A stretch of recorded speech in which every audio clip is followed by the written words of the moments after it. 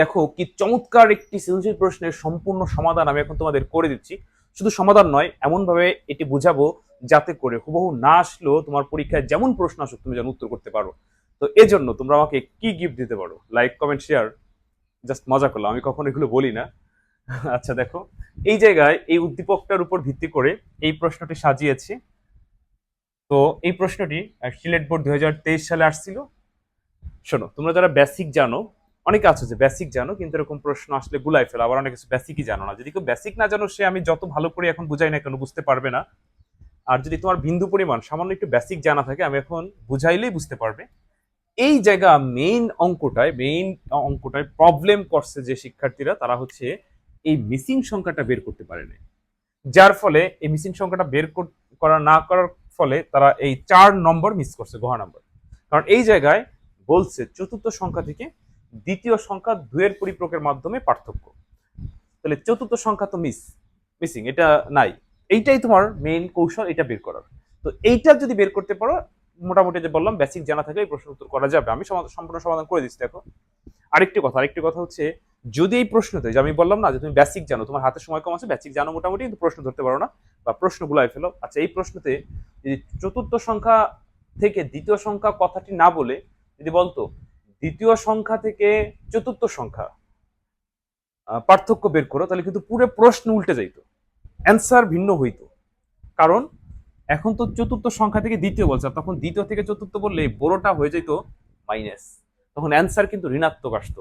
আর answer ঋণাত্মক আসার কারণে ওই যে তোমরা দুয়ের পরিপ্রয়োগ করার সময় ক্যারিবিট বাদ দাও না, তাহলে কিন্তু ক্যারিবিট বাদ হইতো না, মানে নানান হিসাব কিতাব, সমীকরণ পাল্টে যেত। তাহলে মনে রাখবা, পরীক্ষার হলে যেই প্রশ্নের উত্তর করতে যাও না কেন, সাবধানতার সাথে প্রথম হচ্ছে তুমি প্রশ্নটা ভালো করে পড়ে বুঝে তারপর উত্তর দিবা। মানে একটা প্রশ্নের ধরো এই সৃজনশীলে 25 মিনিট তোমার জন্য বরাদ্দ, তুমি 5 মিনিট সময় ধরে হলো এটা ভাববা, 5 মিনিট সময় ধরে হলো প্রশ্নটি পড়ে ভাববা, 20 মিনিটে উত্তর দিবা। কারণ যে প্রশ্ন ধরতে পারে তার 20 মিনিট লাগবেও না, আর যে প্রশ্ন ধরতে পারবে না সে 20 না, ওরকম 25, আরো 25 দিলে সে পারবে না। এই কারণে আগে হলো আমাদের প্রশ্ন বুঝতে হবে।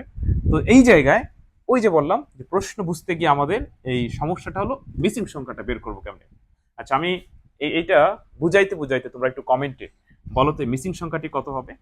আর এদিকে একটু লক্ষ্য করো, যারা এইচএসসি 25 সাল, বিশেষ করে তোমাদের হাতে একেবারে সময় কম, অনেকেই বলো স্যার 1 মাস সময় আছে, আজকে থেকে 32 দিন সময় আছে, আরো আইসিটি পরীক্ষা আরো কয়েকদিন পর, এবারে 40-45 দিন সময় আছে। কিন্তু বিষয়টা হচ্ছে যে তোমরা বলো স্যার 10 দিনে, আমি 1 মাস সময় আছে, 1 মাসে কি পারবো? 1 মাস লাগবে না, এই যে আমি লেখছি দেখো, 10 দিনেই ওকে।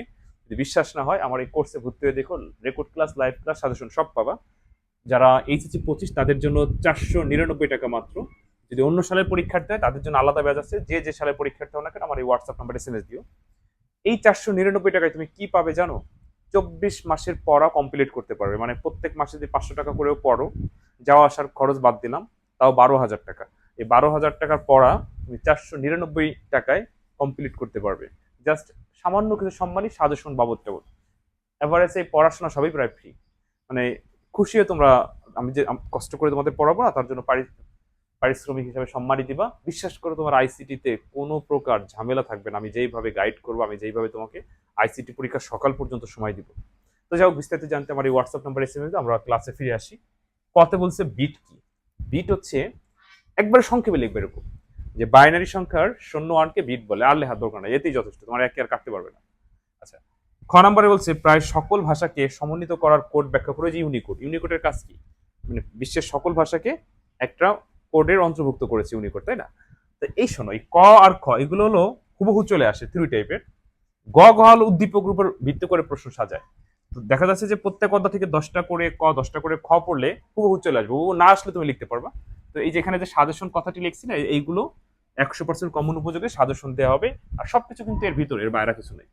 আচ্ছা, গ নম্বরে বলছে উদ্দীপকের পঞ্চম সংখ্যাটিকে অক্টাল, দশমিক ও হেক্সাডেসিমাল সংখ্যায় প্রকাশ করে। এটা একেবারেই সহজ, যারা বেসিক জানো বা সংখ্যা পদ্ধতি রূপান্তর প্রকাশ করছো একটা থেকে আরেকটা যা, তারাই পারবে। কি বলছে? পঞ্চম সংখ্যা। আমরা যদি উদ্দীপকটি লক্ষ্য করি, এটি হচ্ছে উদ্দীপকের পঞ্চম সংখ্যা। তাহলে এই সংখ্যাটিকে দশমিকে যেতে বলছে, আমি লিখলাম দশমিক। এই সংখ্যাটিকে অক্টালে যেতে বলছে, লিখলাম অক্টাল। এই সংখ্যাটিকে হেক্সাডেসিমেলে যেতে বলছে, লিখলাম হেক্সাডেসিমেল। আমি জাস্ট আনঅফিসিয়ালি এখানে করে দিয়েছি, তোমরা সুন্দর করে খাতায় লিখে করবা। প্রথমে লিখবা উদ্দীপকের পঞ্চম সংখ্যাটিকে অক্টাল বলছে অক্টাল লিখবা আগে, যে অক্টালে প্রকাশ করা হলো।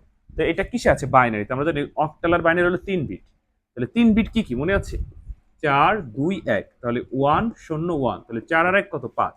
এখানে পেয়ে গেলাম 5। পরে আবার 0 1 0, আমি কেমনে বের করতেছি এটা কি বুঝতে পারতেছো? এই দেখো এইটা কেমনে 5 পাইলাম এখানে, যার যার নিচে 1, যার যার নিচে 1 আমরা তাকে গণনা করব। তাহলে 4 এর নিচে 1 আর 1 এর নিচে 1, তাহলে 4 আর 1 যোগ করলে 5, দেখছো? আচ্ছা, তারপরে আবার এই লাইন শেষ, পরে 3 করে ভাগ করতে হয় আর কি। আবার 0 1 0, যা কার নিচে 1 শুধু তাকে গণনা করতে হবে। এখানে 2 এর নিচে 1, তাহলে পেয়ে গেলাম 2 52, একটা হয়ে গেল। এখন ধরো এইটা হলো গ নাম্বারে 3 মার্ক, তুমি এক পেয়ে গেলা, এই এতটুক করতে পারলে। আচ্ছা, এরপরে বলছে দশমিকে যাও। তো আমরা জানি যে কোনো সংখ্যা থেকে দশমিকে যাওয়ার সূত্র হচ্ছে বেজের উপর পাওয়ার ধরে গুণ। তুমি এটা বেজের উপর পাওয়ার ধরে সাজিয়ে গুণ করবা। কেমনে? আমি একটু সাজাই দেখাই। দেখো 1 গুণ 2, আবার 0 গুণ ওই যে 2, মানে আমরা জানি যে বাইনারিতে আছে, তো যে কোনো সংখ্যা থেকে দশমিকে যাওয়ার সূত্র, যে সংখ্যা থেকে যাবো সেই সংখ্যার বেজের উপর পাওয়ার ধরে গুণ। এখানে বারবার 2 লিখতেছি। তারপর আবার 1 গুণ 2, আবার 0 গুণ 2, আবার 1 গুণ 2, আবার হচ্ছে 0 গুণ 2। এবার বেজের উপর পাওয়ার দাও, 0 1 2 3 4 5, এভাবে আরো থাকলে আরো সাজাইতাম। এখন এইটারে ক্যালকুলেশন করলে তুমি অ্যান্সার পেয়ে যাবা। কেমনে ক্যালকুলেশন করবা? প্রথমে পাওয়ারের কাজ আছে, পাওয়ারের কাজ করবা, তারপর গুণের কাজ, তারপর যোগের কাজ। এখন তুমি কলেজে পড়ো, ধরো তুমি নিয়মটা জানতাম, আমি নিয়মটা তোমাকে বলে দিলাম, কিন্তু তুমি কলেজে পড়ার পরেও যদি এই পাওয়ারের কাজ করতে না পারো, মানে এখানে কার কাজ আগে করতে হবে? পাওয়ারের। যদি 2 এর উপরে 5 থাকলে কত হয়? 5 দুগুণে 10, অনেক আছে এরকম 5 দুগুণে 10 লাগে, 5 দুগুণে 10 না, কিন্তু 2 এর উপরে 5 মানে 2 5 বার গুণ 32। তাহলে প্রথমে পাওয়ারের কাজ, তারপরে গুণের কাজ, তারপর যোগের কাজ, এতটুকু ক্ষমতা যদি না থাকে তাহলে তুমি আর বাইরে বইলো না আমি কলেজে পড়ি। এটা তোমরা এখন নিজেরাই ক্যালকুলেশন করতে পারবে। তারপর আমি উত্তরটি বলে দিচ্ছি, আমার তো জায়গা নাই, সংক্ষেপে। যেমন কেমনে বিটের সাহায্যে বের করা যায়, যেটা এখানে দেখাই। এখানে কয়টা আছে? 1 2 3 4 5 6, আমরা 6 বিট তামাতে আসবো। প্রথম বিট 1, তারপর 2, তারপর ডাবল করে করে 4 8 16 32, এখানে 6টা আছে। 6টা কি কি আছে? 1 0 1, এরকম এমসিকিউ তে এই কৌশলটা অ্যাপ্লাই করবা। এমসিকিউ তে, সৃজনশীল না, সৃজনশীল বিস্তারিত করে দেবা। আচ্ছা, যার যার নিচে 1 তারে তারে গণনা করে দাও, হয়ে যাবে 32 আর 48, 40 আর 2 42, অর্থাৎ দশমিকে 42 পেয়ে গেলাম। ওকে ওকে, দুইটা অলরেডি হয়ে গেল, ধরো 3 এর ভিতর 2 পেয়ে গেলাম। এবার এটাকে হেক্সাডেসিমেলে নিব। তো হেক্সাডেসিমেলে কিন্তু 3 বিট না, হেক্সাডেসিমেলে কয় বিট? 4 বিট। 4 বিট কি? 8 4 2 1। আচ্ছা, তো এবার এখানে 6টা আছে। প্রশ্ন হচ্ছে আছে তো স্যার 6টা, আমরা তো জানি যে 4 বিট হেক্সাডেসিমেল, বাইনারি থেকে হেক্সাডেসিমেল 4 বিট। এখন করবো কিভাবে? তুমি হলো এইখানে যা আছে তার সামনে আরো 2টা শূন্য দিয়ে দাও, যা আছে তার সামনে আরো 2টা শূন্য দিয়ে দিলাম। এইবার তুমি 4 4টা করে করে আরো চিহ্ন নাও, 4 4টা করে আরো চিহ্ন। এখন এই 4টা সমান কত তুমি জানো না, তখন এই বিটের নিচে বসাবা, ওই পাশে দাগ দিয়ে পাশেই করে দেবা, সমস্যা নেই। আচ্ছা, 0 0 1 0, এখানে কত? 2। তারপরে 1 0 1 0, 8 আর 2 10, 10 মানে এ, তাহলে পেয়ে গেল 2a। এই যে এবার এতটুকু করলো 3 এ 3, তাহলে একবার হচ্ছে 52 বের করে দেখাবা, পরে দশমিকে 42 হবে, হেক্সাডেসিমেলে 2a হবে। ঘটনা গ নাম্বার শেষ। আর ক কত থিওরি মুখেই বললাম একটু হালকা করে। ঘ নাম্বারে যেটি বলছে সেটি হচ্ছে 2 এর পরিপূরক পদ্ধতিতে ব্যবহার করে উদ্দীপকের ধারাটির চতুর্থ থেকে দ্বিতীয় সংখ্যা পার্থক্য নিরূপণ করো। আমি জানি তোমরা অনেকেই 2 এর পরিপূরক পারো, কিন্তু এই যে যেই জায়গায় যে মেইন যে সমস্যাটা, যে এইখানে কোন সংখ্যাটা হবে, এইটা আমরা কেমনে করব। আচ্ছা, একটু লক্ষ্য করো, এখানে একটা কৌশল তোমাদেরকে শিখাই। আচ্ছা, কে বলতে পারবা, কে কমেন্টে বলতে পারবা যে এই এই মিসিং সংখ্যাটা বের করা এইটা সব থেকে শর্টকাট নিয়ম? এখানে কয়েকভাবে বের করা যায়, আমি সবভাবে বলবো, কিন্তু তোমার জানা আছে কিনা, আমার চাইতে তো তুমি ভালো কৌশল জানতে পারো, তাই না?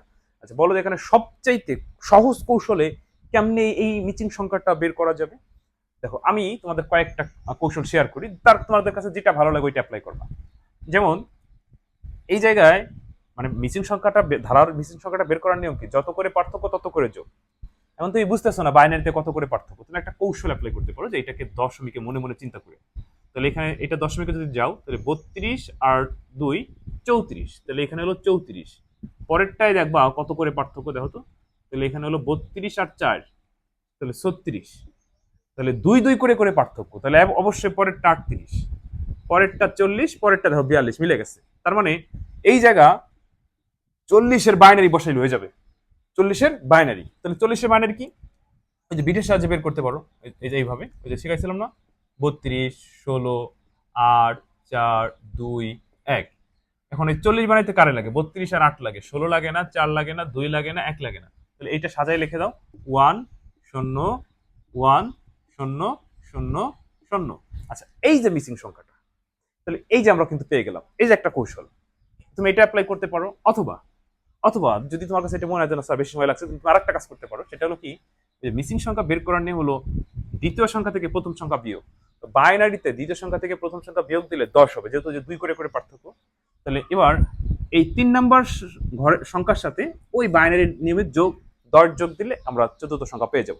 কেমনে দেখো, 0 0 যোগ করলে 0, 1 আর 1 2 এর 1 আর 1 2 এর 0, হাতের 1, আবার 1 আর 1 2 এর 0, হাতের 1, 0 আর 1 যোগ করলে 1, আর যা আছে তাই বসে গেল। দেখো ওই যে সেইটাই কিন্তু হইছে, ওই যে সেই 1 0 1 0 0 0 0 হয়েছে, দেখছো? তার মানে তুমি এইভাবে বের করতে পারো। তুমি আরো অন্যভাবে আরো অনেকভাবে বের করা যায়। এই দুইটাই বেশি কার্যকরী। এছাড়াও তোমাদের যদি আরো কোনো কৌশল জানা থাকে অবশ্যই বললো। এখন তাহলে আমরা মিসিং সংখ্যাটি পেয়ে গেলাম, চতুর্থ সংখ্যাটি। আমাদের বলছিল যে চতুর্থ সংখ্যা থেকে দ্বিতীয় সংখ্যা 2 এর পরিপূরকের সাহায্যে বের করো। এই জায়গা মজার বিষয় হচ্ছে আমাদের কষ্ট করে আর 2 এর পরিপূরক মানে বাইনারি করা লাগবে না, কারণ এই সংখ্যাগুলো বাইনারিতে। তাহলে দ্বিতীয় সংখ্যাকে এই যে হচ্ছে দ্বিতীয় সংখ্যা, আর চতুর্থ সংখ্যাকে এই যে। তাহলে দুই সংখ্যার চতুর্থ সংখ্যা থেকে দ্বিতীয় সংখ্যা 2 এর পরিপূরক করতে বলছে। তাহলে আমরা জানি যে বড়টাকে শুধু বাইনারি করতে হয়, ছোটটাকে 2 এর পরিপূরক করতে হয়। তাহলে এখানে ছোটকে চতুর্থ থেকে দ্বিতীয় বলছে, তাহলে দ্বিতীয় ছোট। তাহলে এই বড়টা শুধু বাইনারি, আর এটাকে 2 এর পরিপূরক করলে দেখবা এই 36 আর 40-এর পার্থক্য হতো 4। তাহলে বাইনারিতে দশমিকে যদি 4 হয় পার্থক্য, বাইনারিতে ক্যারিবিট বাদ দিলে দেখবা 1 0 0 হয়েছে। যদি তুমি ক্যারিবিট বাদ দেওয়ার পর 1 0 0 হয় তাহলে অ্যান্সার হয়ে গেল। তোমরা কি বুঝতে পারছো আমি কি বলছি? এবার এইটাকে 2 এর পরিপূরক করবা অনলি, আর এইটারে কিছু করবা না, শুধু বাইনারি। এইটার 2 এর পরিপূরকের মান, 2 এর পরিপূরকের মান এইটার সাথে যোগ দাও, ক্যারিবিট বাদ দাও, দেখো এইটা হবে অ্যান্সার। আমি অ্যান্সারটা বলে দিলাম।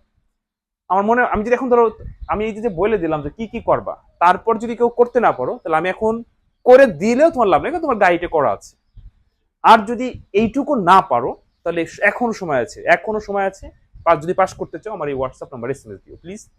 ইনশাল্লাহ তোমার আইসিটিতে কোনো সমস্যা হবে না। আমি একদম এই ক্লাসগুলো ব্যাখ্যা করে করে যে রেকর্ড ক্লাসের মাধ্যমে বেসিক শেখাবো না, লাইভে হাতে ধরে ধরে প্র্যাকটিস করাবো না, যত কঠিন জিনিস সহজ করে বুঝাবো না। আচ্ছা, তো এবার করে আমাকে একটু জানাইও তো অ্যান্সার মিলছে কিনা, ঠিক আছে কিনা। যদি অ্যান্সার না মেলে, যদি বুঝতে না পারো, তারপরে আমাকে বললো, আমি আবার করে দেবো না। তো এই ছিল হলো 2023 সালে সিলেট বোর্ডে আসছিল এইভাবে কিন্তু তোমাদের পরীক্ষা প্রশ্ন আসবে। তো ঠিক আছে, ভালো থেকো, পরবর্তী কোনো ক্লাসে তোমাদের সাথে আবার কথা হবে। আল্লাহ হাফেজ।